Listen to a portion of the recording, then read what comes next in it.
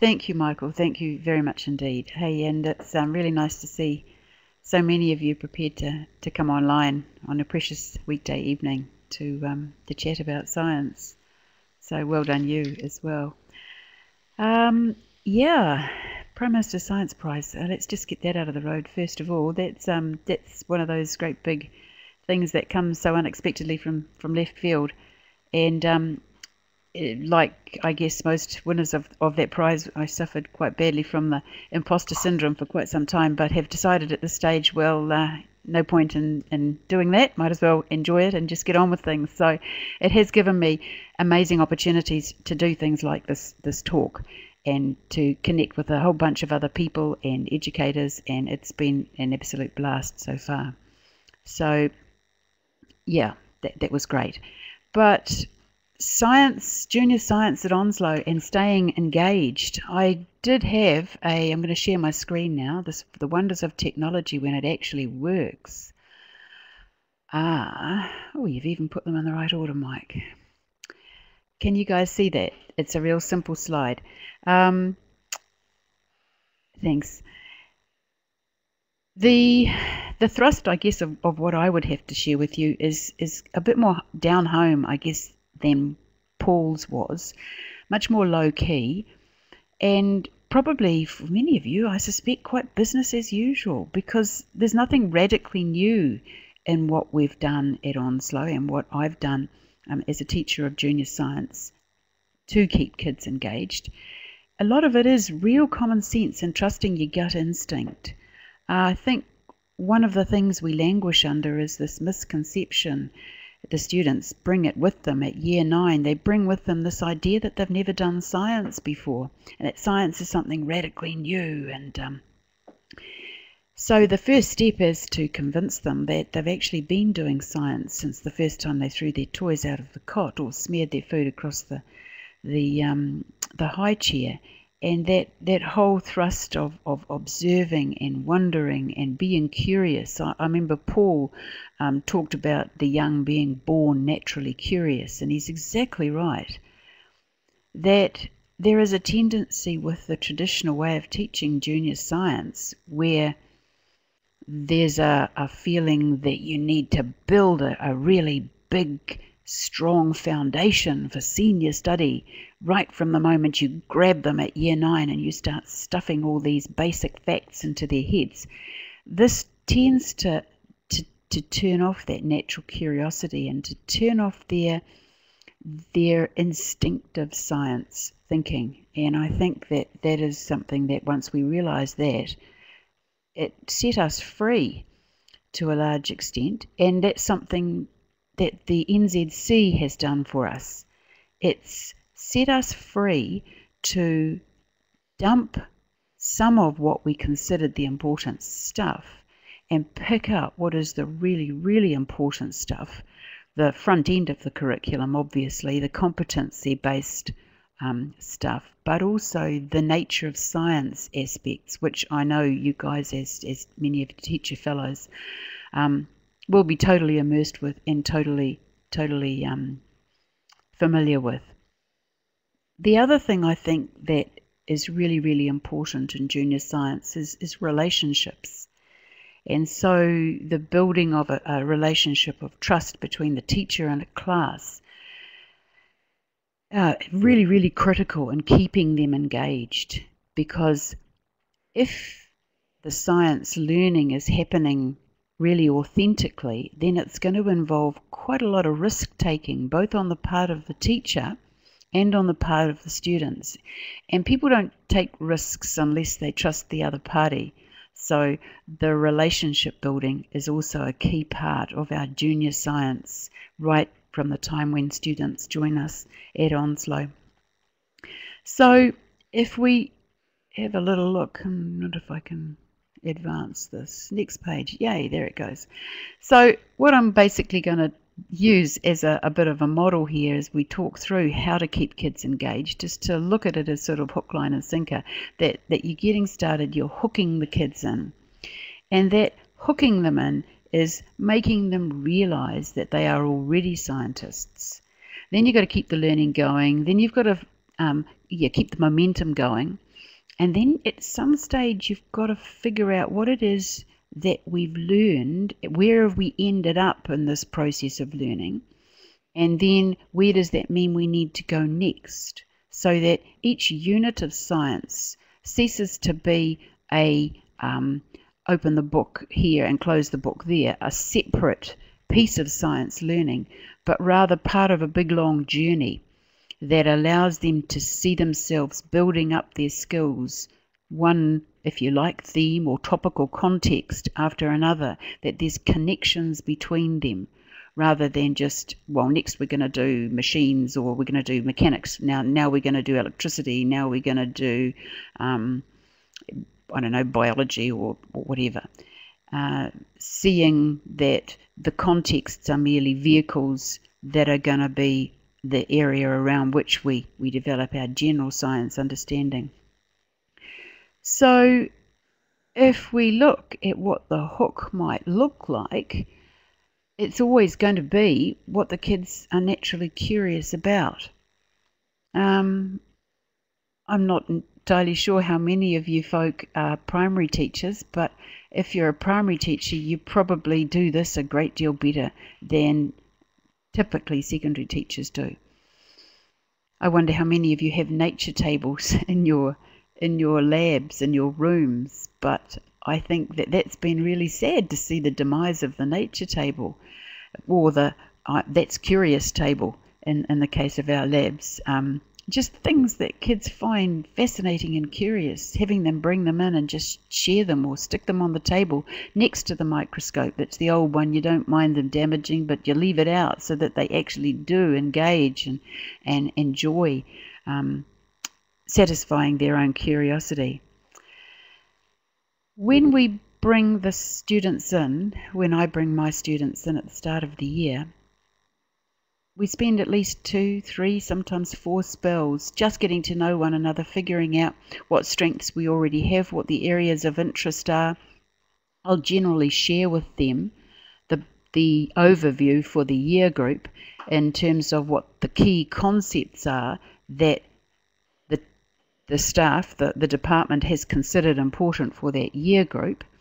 And then we'll try to match up the interests and the really important meaty stuff, the must-knows, if you like, or the must-be-able-to-dos, and plan out a year's program using great big whiteboards and bits of card and interests, and it's a bit of a messy process.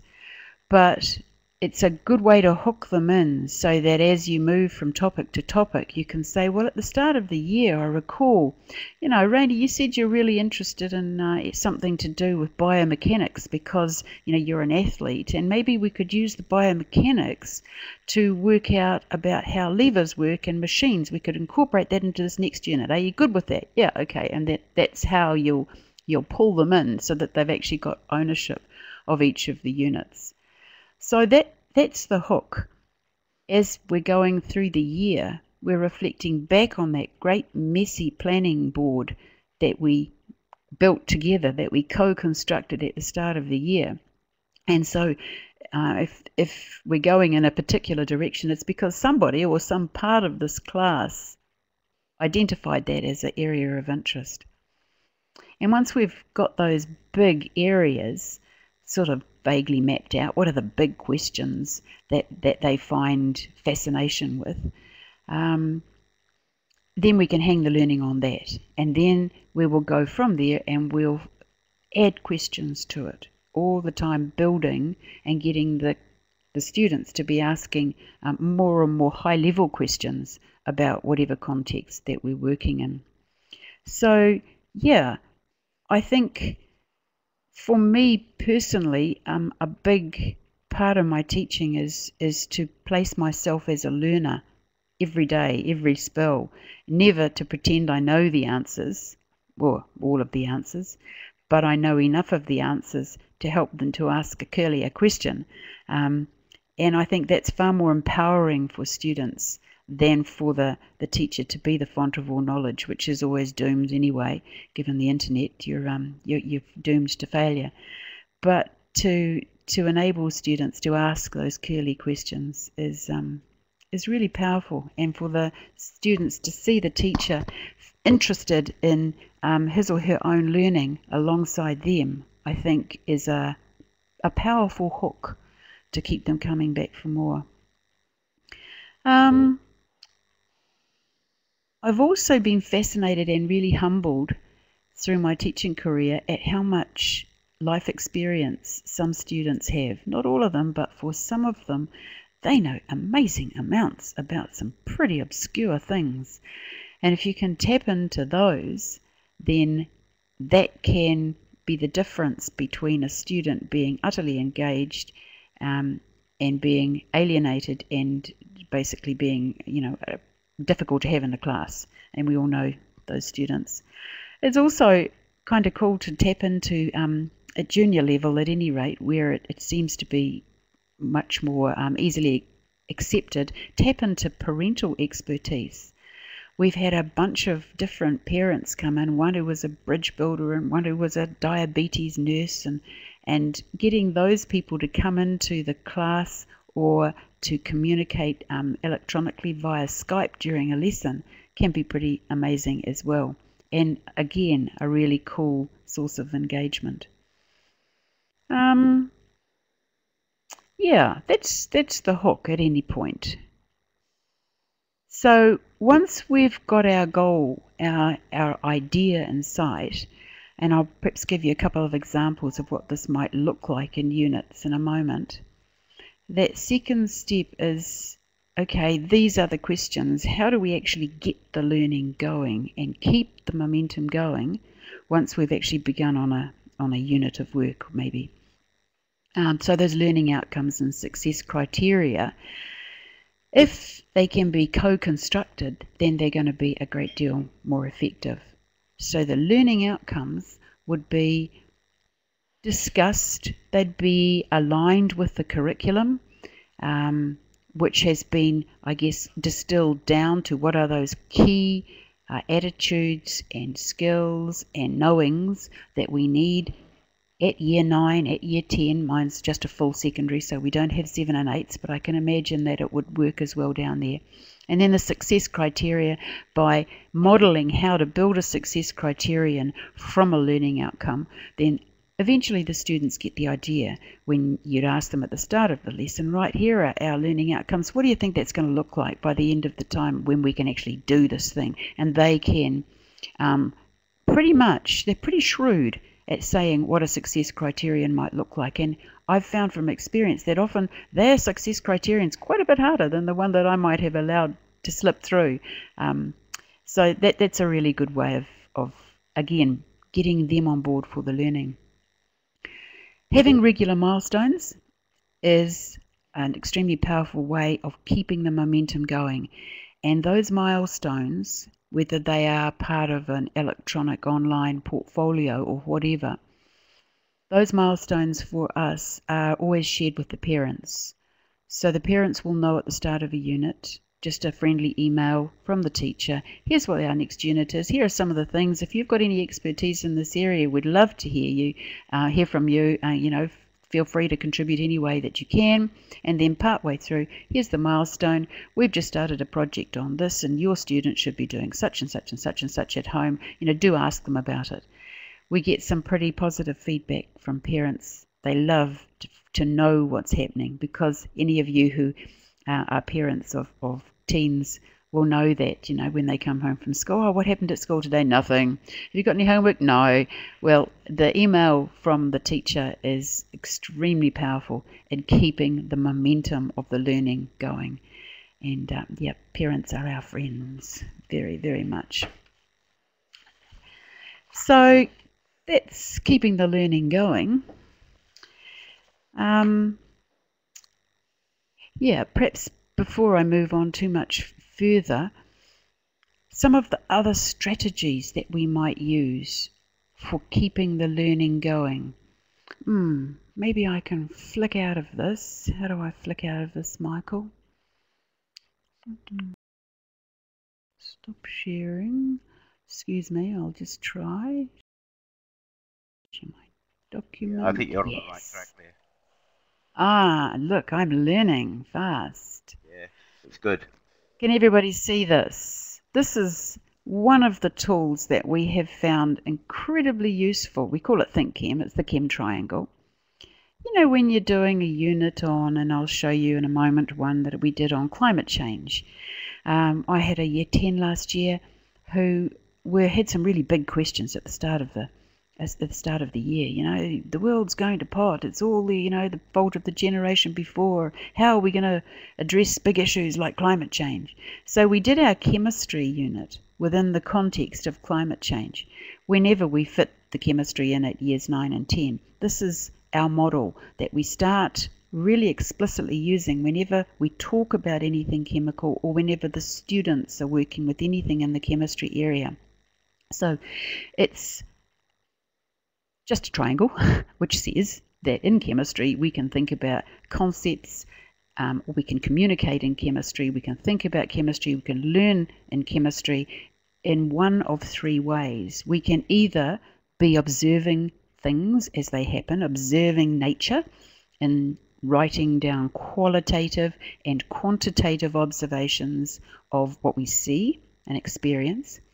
We can then use our mental models, our conceptual models, and sometimes concrete models. For example, Mollymods is a concrete model of a conceptual concept.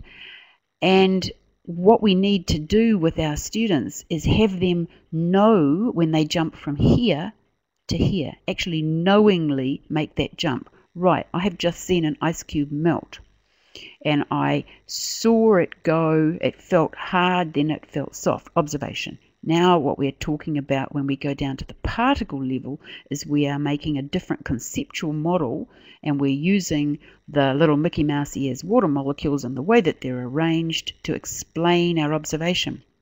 And then, of course, you get down to symbols and equations and all of your other mathematical terms for what's happening in thermodynamics and whatever you want. And this is the third corner of our triangle where we're talking chemistry. We talk about that as chemical language, chem talk, chem think, and chem see. So the students are eventually able to look up, you see them glance up the triangle when you ask them a question, and they'll answer, and you'll say, so can you shift that to another part of the triangle?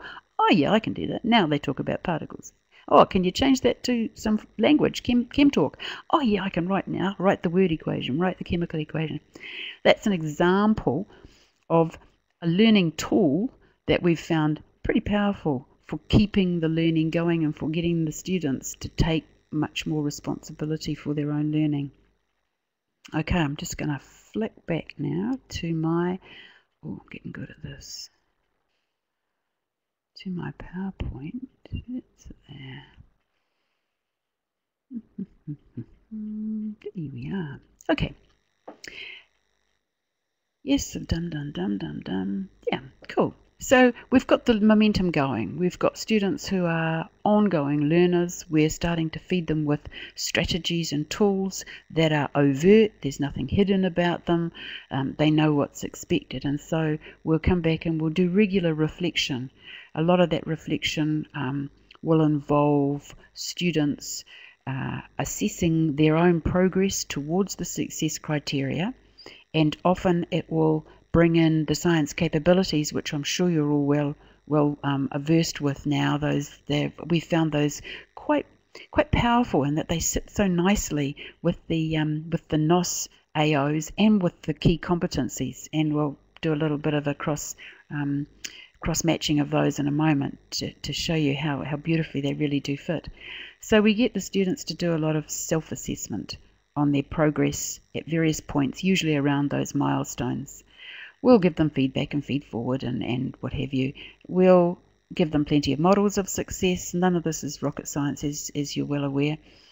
We do think that one of the places that we've been quite successful at Onslow is that we're really flexible about assessment. And by flexible, I mean that the teacher will decide how the students will be assessed for each of the units in conjunction with the students. So at the start, we'll explain to the students, well, you need to be able to do writing. You need to be able to write coherently in science. You need to be able to make models in science. These are all aspects of science literacy.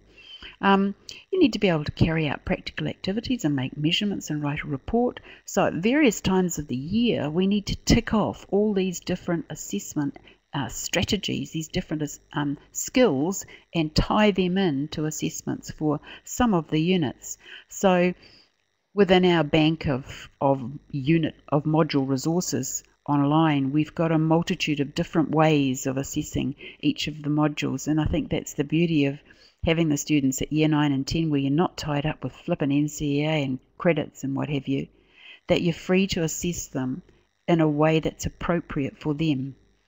For the most part, that will involve assessing a whole class using, maybe a practical investigation and a write-up from that, or a modelling activity. We have one unit which is simply called Scale, and it involves everything, so it's at year 9, everything from deep time and deep space, so cosmology, right down to nanotechnology. So it's looking at the scales of big things and very small things. It starts out or finishes up, who knows where, with microscopy. So everything from nanotechnology right up to cosmology. And the assessment for that is to produce a scale model of something in science, and to make it, to bring it in and to share with your peers how you scaled it, what's the scale factor and how did you scale it, what's the science idea that it's showing, and what are the limitations of your model.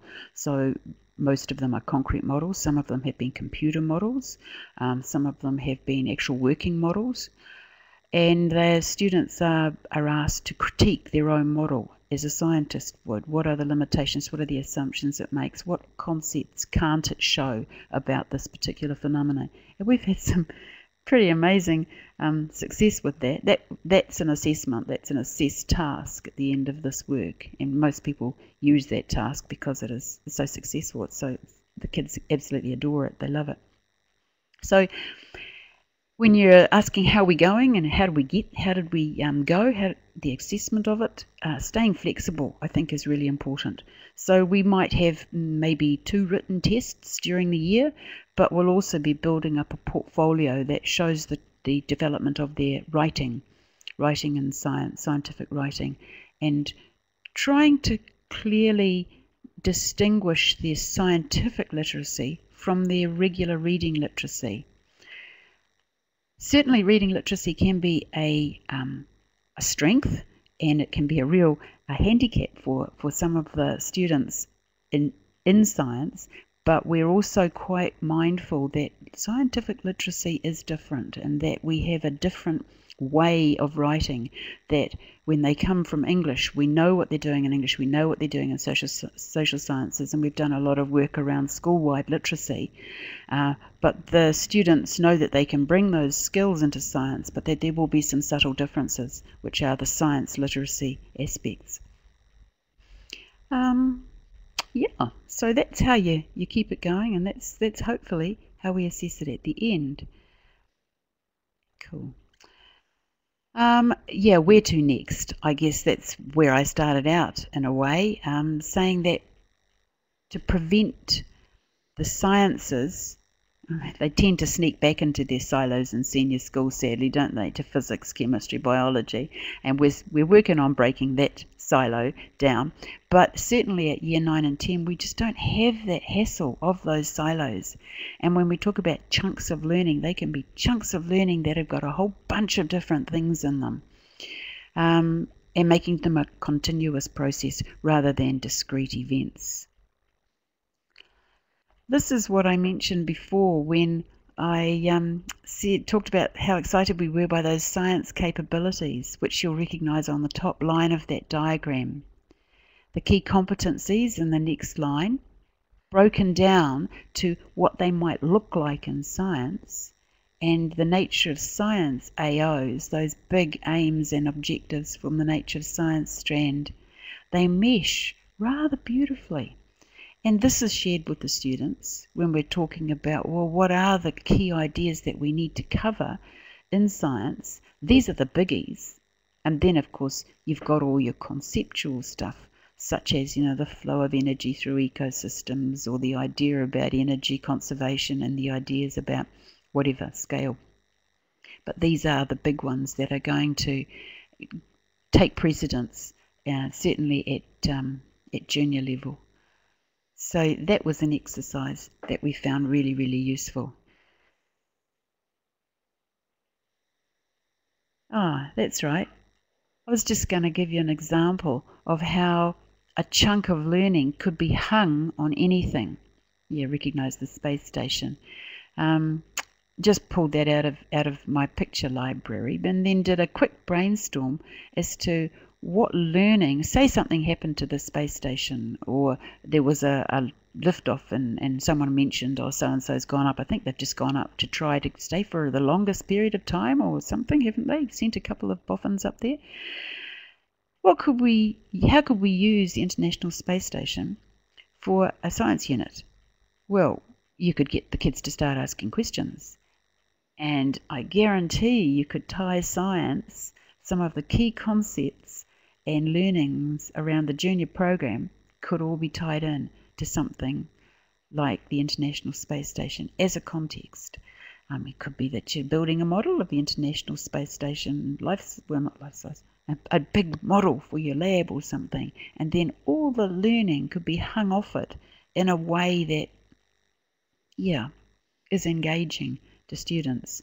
So that's just an idea, or an example of the sort of thing that, I guess what I'm saying is that science learning uses a much more systems thinking approach rather than breaking it down and itemizing all the little pieces of learning.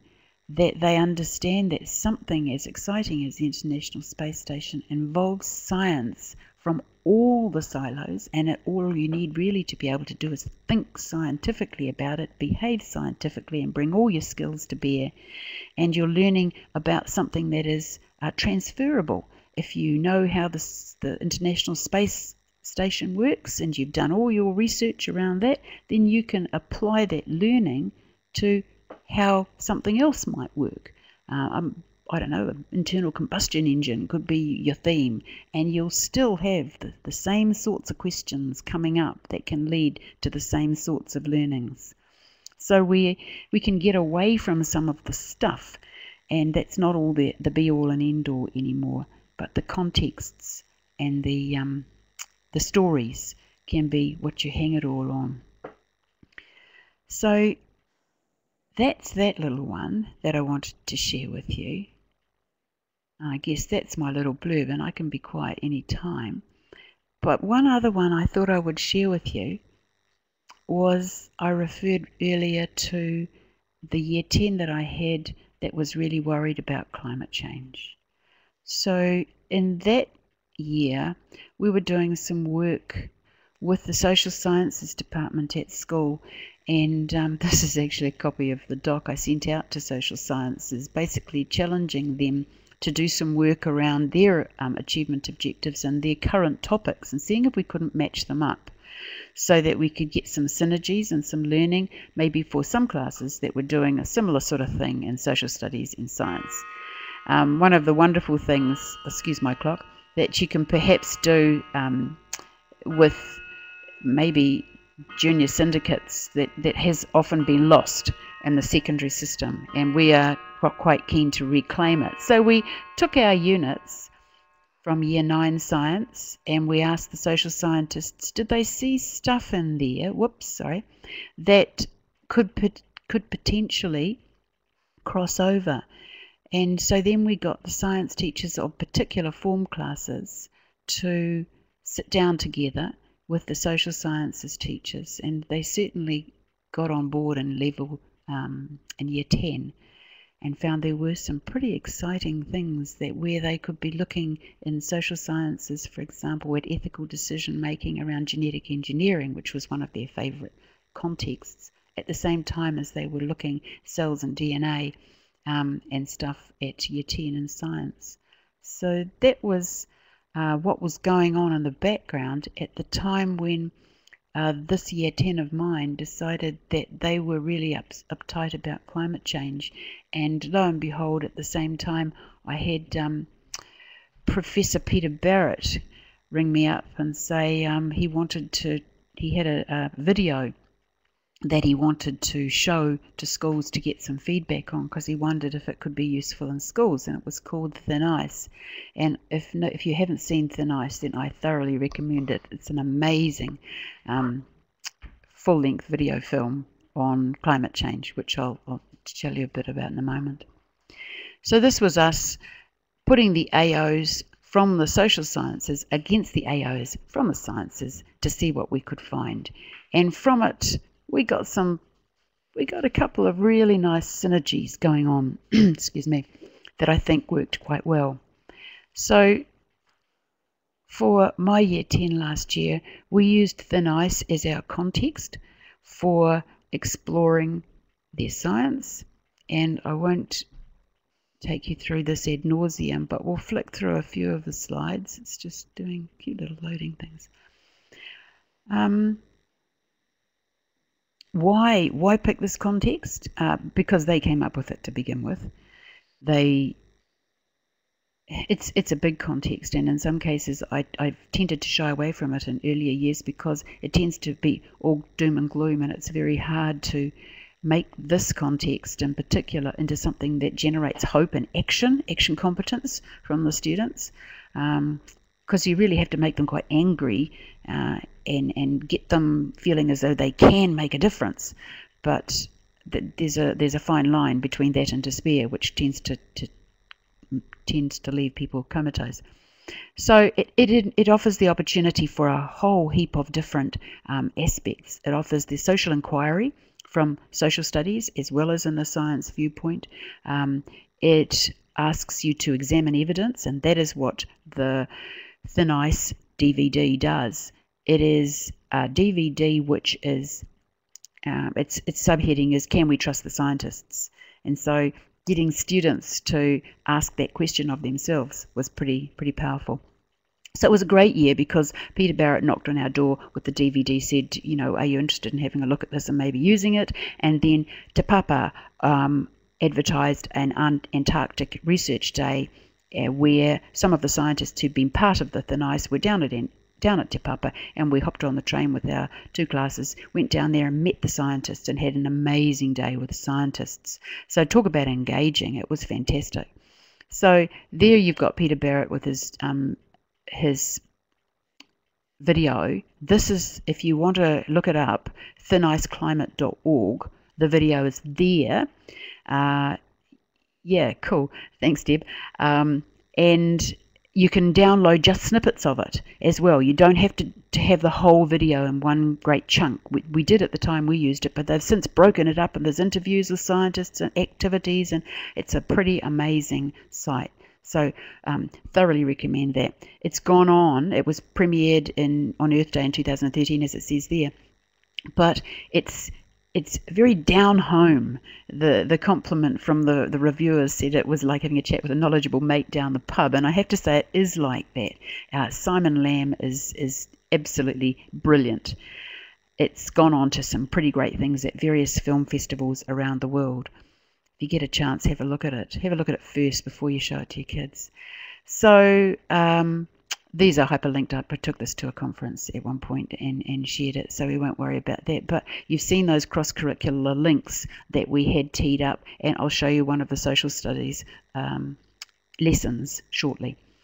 So we started out the unit with the kids, putting the kids on a continuum, that idea about having a big continuum and there's no right or wrong, but where do you stand? Are the scientists telling the truth, or are they peddling a lie, which is the opening line of the video? And of course, for many of them, they actually don't know yet. So it's something that we had done it several times during the unit and again at the end, to get them to see whether in fact they had shifted at all in their feelings for whether they could trust the climate scientists. It was very interesting. Then we said, okay, we'd watched a wee bit of the video, and in order to understand some of what they were hearing and seeing, we stopped and said, okay, so what do we need to know about the science in order to answer that question? Can we trust these scientists? And they came up with, we need to understand how to read those graphs, because there's some big graphs in there and we don't know whether they're, right or wrong. We don't understand what the units are they're talking about. We don't understand the difference between all those gases. There's a lot of complicated equipment, and how to drive a snowmobile. Yeah. Okay, these are kids. So this is child speak, student speak, year 9s, year 10s actually, sorry. There's a lot of research that says, research into what young people know about climate change and what young people are capable of appreciating about climate change. So there's certainly no misconception. They are quite capable of grasping the science. They are quite capable of making those social decisions around a big issue like this. And I think if we don't give them the opportunity, we're doing them a disservice. We'll go over it quite quick. So it's just most year 10s that said in the research, they don't understand, and very often they don't understand the difference between the greenhouse effect and the ozone layer. Their knowledge of that atmospheric chemistry is really limited, actually, as is probably most people's, as was mine before I really got into it, and I'm the first one to say that. So that misunderstanding can mean that you're not in a position to have a really sound viewpoint at all. You're just going along with the rhetoric. So I came up with a bit of a lesson sequence of that, and within that lesson sequence, we did a lot of those strategies that I was talking about before. We learned about modelling, because so much of what the climate science is based on is modelling. So much of our understanding about how the atmosphere is organised, that guy with the chalk and the blackboard, that's actually, if you draw that arc on a board at chest height, that is the thickness of the atmosphere around the Earth. So it's just an example of modelling. The kids made models of the atmosphere, of the different layers of the atmosphere. They watched Felix Baumgarten jump out of the wherever he was and come down to Earth. And, there's lots and lots of things you can throw in there to build up the NOS idea of having a model to hang the learning off. And that was where we started and where we had quite a lot of fun. So looking at the atmosphere, understanding representations of the atmosphere, whole lot of different activities and concrete models and mathematical models and graphs, understanding how to read graphs. What's different about this graph and another graph and a chart and what have you. So just sheer practice in drawing pretty pie graphs to understand the composition of the atmosphere at different heights and sometimes on different planets. Then we played with mollymods and made dogs and made molecules and had a great lot of fun with those, so that they had this idea where they were able to jump from the observation down to the chemical language, and they actually had mental images of these particles when they heard about the greenhouse gases. So that was fun. That was much hilarity and riot, but really useful stuff where they're building those concrete models that will never leave them. Now when they see CO2 written down as CO and a subscript 2, they've got the model to hang it off, and they've got the piece of dry ice that we brought in. So they've got the visual, they've got the model, and then they've got the chemical language. They're starting to work their way knowingly round that triangle with fluency, and that was cool. We took some time out to explore the difference in atmosphere on different planets, Mars and Venus, and then we asked what the conditions were like on there, and did that have something to do with their atmospheres. So they had some really good opportunities to describe what life would be like in different atmospheric regimes, and then sort of back again to climate change each time. There's another nice comparison. So, all the stuff's out on the web. You just have to Google it and bring it in and get them to start teasing. One group would get this card, another group would get the other card, and they'd be analysing what the information is. If they didn't know what GHG was, they had to figure it out. They had to look at the units. They had to explain what the numbers were and what the trends and the patterns were and what this meant for us, adding to our understanding of our own climate. And for the really the more advanced group, the ones with the highest literacy, I threw them a systems one where they were looking at this, and then went on actually eventually to look at albedo and the albedo effect and the positive feedback cycles that you get from that. So there was one group working at quite a high level, and the others were cementing their basic understanding of just the different compositions of atmospheres. So it's an area where there's huge scope for building up their chemistry knowledge and their earth science knowledge and their systems knowledge as well. And again, radiation, you can bring in all your electromagnetic radiation ideas there for the stuff coming to Earth. There's the the physics of radiation, and ultimately you get down to the NIWA research material. NIWA's got a fantastic research site as well. So looking at what is it that scientists are trying to show when they've got these wiggly lines all over the graphs, and what's a trend line, and what's a correlation, and what's the difference between a correlation and a causal relationship. So that for year 10s is it's a big ask, but it's not impossible, and there's some good work to be done around unpacking some of those NIWA diagrams and graphs. And there are some good exercises too on the NIWA website. I recommend that. Some of the kids, when we went to Te Papa, having an absolute blast, dressing up in the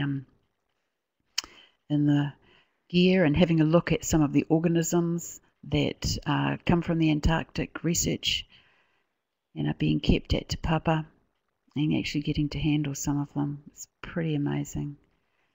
So, what did the students think about that unit? Obviously, they loved the hands-on stuff. But they also, I think probably the biggest buzz for me was that they felt they'd been made action competent. They didn't feel hopeless. They felt like they were ready to engage with the science at least and to make a difference. They also were quite amused and quite condescending of the skeptics in the end. So yeah, I guess I won't go on for much longer, but I urge people to look at what you're doing at the moment. If you're finding your content getting in your road, then try to park it and look at the context and let the context and the students steer you in a direction, and then bring the content in once you've hooked them. Yeah, I guess that's where I would leave that one. What else have I got to share with you? I know I'm taking up a lot of your evening. Tell me to stop, Michael, at any time. This is the last one I want to share with you. This is just an example of what they were doing in social studies, not rocket science, but they were having debates, and they were looking at a bunch of different quotes, and they were being asked to analyze the different viewpoints of a whole bunch of different people. These are real quotes from real people, all except I suspect the last. There's Al Gore. He's a local resident from Petone. And taking different viewpoints and having the students analyze where these people were coming from it's pretty cool. They would come into science and they'd talk about what they've been doing in their social studies, social sciences lesson, because that was what their thrust was. Their viewpoints will show their values positions. So it was all about values. So it's an example of how the social sciences teacher was thrilled to have some support to get the students talking about this. And he said that what they brought from science to their discussions was hugely valuable, and certainly what they were able to bring from their social studies conversations into science was equally valuable. So that's just an example of Andy West's activity that he said he was very happy to share with you guys.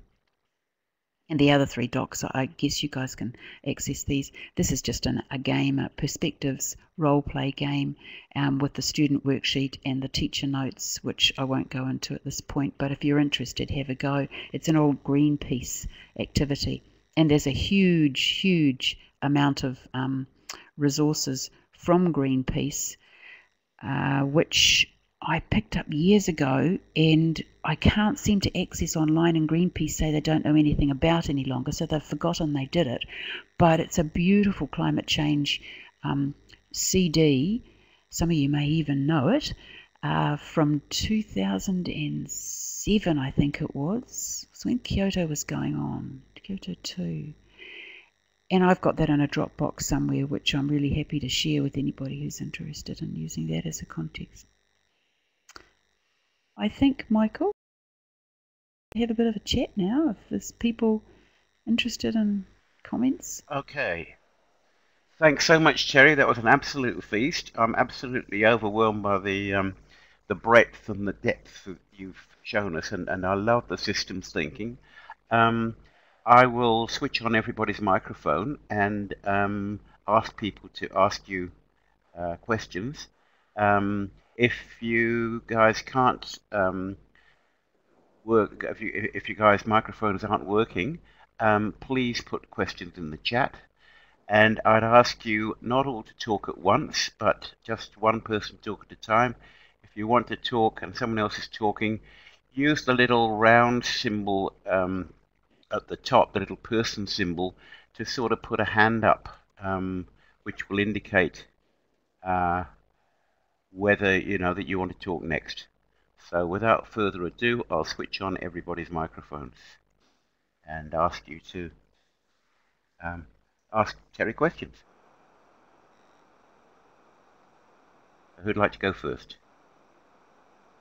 They've all gone to sleep. Yeah. Sorry, guys. They're all overwhelmed with the richness of the presentation.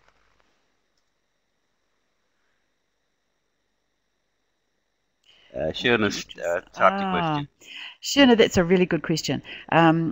When I arrived at Onslow, 2009, 6 years ago, they were at that stage where they were ready to shift. They were ready to move. Nature of Science was just becoming the big thing, and they were still very much old school in terms of their content filled units.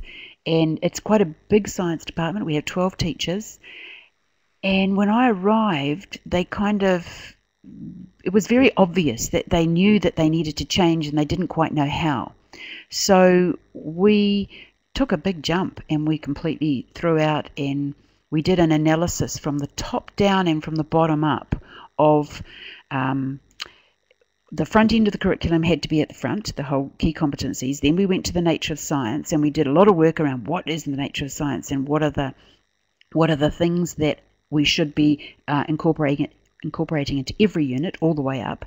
Then we went to the achievement of objectives, all the different levels, the actual contextual strands, and we went through them and went from level 4 right up to level 8, and then went down from level 8, and we said, right, so if at level 3 physics and at level 2 physics we want to be doing these things, what do we need to have in place by level 1 NCA, and therefore what must we do in level 9 and year 9 and 10? What can't we let them miss out on, and which bits can we just leave?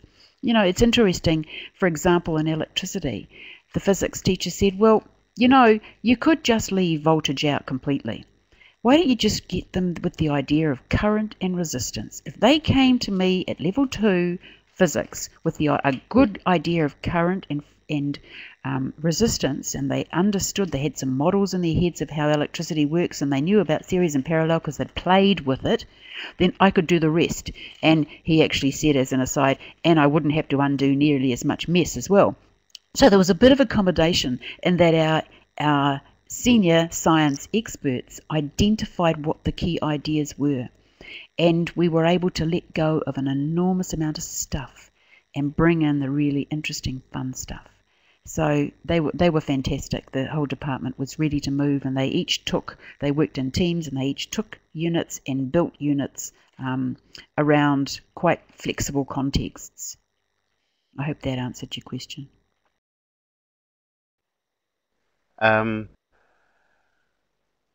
Yeah. Did you go in? Yes, I did.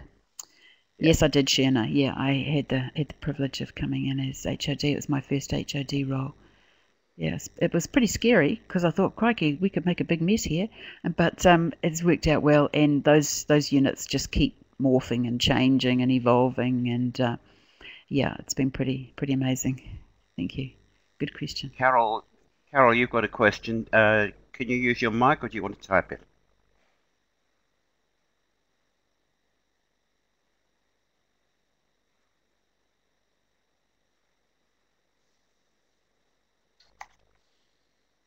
I don't know whether Carol can hear me. Are you there, Carol? You got your hand up. It's so cute. Carol's typing. Okay.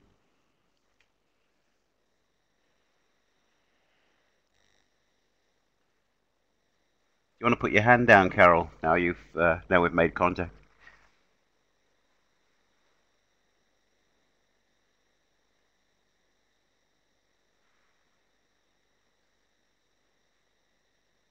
Essentially, it's like progressions. Yes, it is. Yeah, yeah, and iterations, I guess, as well, because I think coming back and revisiting what you've learned in the previous unit gives you the idea that actually what here. So it's not as if each piece of learning is completely new. You're learning to work as a scientist, to work scientifically in a different context and building your skills as you go. So yeah, progressions. Building capabilities. We've actually, we're in the process of moving our reporting away from reporting on the AOs explicitly to reporting on the capabilities far more. So while we're required, I guess, under the NEGs, whatever they are, to report against the curriculum levels, where certainly the student self-evaluation is pretty much all about capabilities now. Work in progress. What I really like about what you've described is the way that what you're describing parallels the way that real scientists work. The old silo approach of chemistry, physics, biology is not the way that you really work when you're doing research. You're liable to be bouncing around, consulting with people in other fields, and stretching your knowledge by working on the borderlines, and that's where the real advances happen. Yeah, you're exactly right, Michael. We're currently working on the conjoint conference. If any of you are coming down to Wellington for the BioLive and ChemEd conference in July, I'm involved with that as well. And all of our keynote speakers have said that. You know, we've signalled that this is a joint conference between chemistry and biology teachers, and we've also got a primary focus day as well. Just if any of you are primary teachers, we want you. But they have all said that it's actually impossible to do research in one area these days, cross-disciplinary, and so making that explicit is pretty cool. It's like I said before, it's so easy in year 9 and 10 to do that, and then of course we get stuck with these blimmin' NCEA silos again at senior school, where because I guess the universities are still dictating to us what the students must have at level 3, we tend to jump back in our silos, and that's kind of a tragedy that we're working hard now to try and get out of. We're trying to develop some courses which are cross-curricular, or at least cross-science, and seeing if we can start chipping away at those silos at the senior end of the school as well. But that again is a work in progress, and there's a lot of resistance to be broken down because parents are pretty, they're frightened of allowing their students to break out of the silos with us. And so there'll be some resistance, I think. The What, when, and where is it? the university's attitude is a bit ironic, really, because the people in the universities who are researchers themselves are working Touche. cross-curricularly anyway. Touche. Yeah, yeah. But those deans of schools who are setting the entry limits for the likes of engineering and what have you will say, well, you must have physics and you must have this standard and that standard and the other standard, and we're finding that really troublesome. Carol, I saw you ask when is the primary day. The primary day for the conference is Tuesday the 6th. There it is, Victoria University. Thank you, Diane. Yeah, the Tuesday is primary day. Tuesday of week 1 of the holidays. Correct. Nice. Yeah.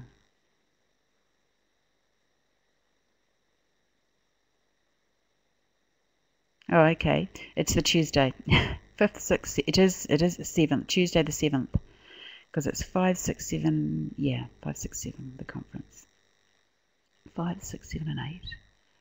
Tuesday, Wednesday. Anyway, the website is biolivechemed.co.nz. And it's going to be a brilliant conference. And you can just book for the day, or you can register for the day, for the primary day, or you can register for the whole of the conference. Okay, how are we doing? Have we any more questions? There's one from Jenny. Jenny, coming from primary to secondary. Primary to secondary. Yes and no. Yes and no. We find that we don't mind the gaps. We don't mind the gaps in the capabilities. We would prefer to have kids coming who are rich in experiences, and then we can build those capabilities and find the gaps and fill them. You know, it doesn't matter that there are gaps. What matters is that they are still curious, still engaged, and still see science as fun. So I'm not sure that answered your question. Yes, there are some lacks of capabilities. Often their graphing skills are pretty poor, but that all falls into place, providing they're engaged. And I think that's a biggie.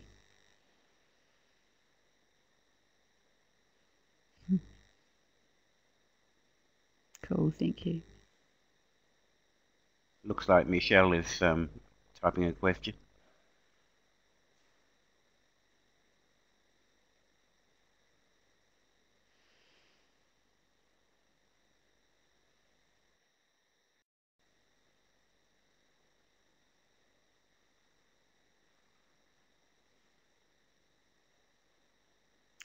That's a really good question, Michelle. Hey, thanks, Carol.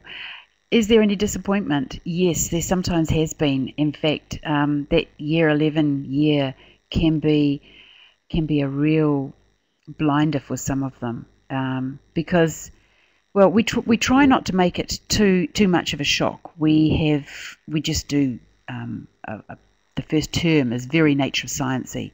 We do how do you investigate as a scientist, and so we do a lot of work on Bloom's taxonomy and rich questions and thinking skills. Play a lot of games with them in terms of inquiry games, and then they do a research project of their own into some event, an astronomical event, and yes, we assess it using one of the internal achievement standards, but we try to ease them into the external assessment component of the year pretty gently. So we do two nice big, one astronomical earth science internal, where there's lots of practical work and field works and stuff. So at level 1, it's not too bad. There are some students for whom level 1 could be quite dry, and so we have another one class where students apply to go in. Instead of doing all the 5 normal achievement standards, they do the 3 externals, but they pretty much teach themselves that, and they do in Silver Crest as well. So that Silver Crest is an individual research project. So for some of our self-starter, more able students, they can opt out of the regular 11 science and they can do Silver Crest and just pick up the externals as well. And we still allow them into level 2 sciences, providing they've done a decent Silver Crest. So we're sort of still able to adapt the course a little bit for individual groups at Year 11. Then at Year 12, they're pretty good. They tend to fly. How do they? Oh, they teach each other. They teach each other. There's a whole bunch of different strategies that is used in that class, breaking up the topic and getting the students to work through it and explain. We have workbooks and they just, they teach each other. I mean, the teacher will do a few dictated lessons. There's a question from Diane about the feedback from tertiary. From tertiary, yes. Do you get good feedback from tertiary when your students move on? Yes, we do. Yeah, it's all pretty anecdotal, but yes, I think so. I think by the time they get to Year 13, most of them are pretty good thinkers. But the whole range. Do they say? How do they? Oh yes, we've done that one. Thanks. Yeah. Okay. Someone's got their microphone on and their speaker, so we're getting a feedback. Mm-hmm. It's me. It's Michelle. Hi, Michelle. Hi, Michelle. I followed Diane's instructions. Yeah, it must be a bit hard on you, Terry, just getting these typed messages and no one's talking to you. So, it's nice to hear a voice. It's nice to hear a voice. Okay. We've now been running for an hour and 4 or 5 minutes. Cup of tea time, Michael. Yeah. Are there any quick last questions? A couple of last questions, if there are. Okay. Well, I'd like to thank you. It's been an absolutely fascinating session, and I hope that sometime in the future I can meet you face to face and we can talk a bit more about this. It's really, really interesting stuff. So thanks a lot, and thank you everybody for turning up. It was a bit less technically challenged this time. I've recorded the session, and just to let you know, there'll be another webinar on the 24th of June. So I'll put details of that on the Facebook page. But yeah, thanks a lot, Terry. Really appreciate it. Thank you so much for all your questions and for organising all of that, Mike. It's been a pleasure from this end too. So thanks a lot. That's all right. You're welcome. And Jo sends her love. Oh, that's nice. Okay, back at it too. Good. I hope you got over that flu. Okay, catch you later, folks. All the very best. Bye-bye, everybody. Bye.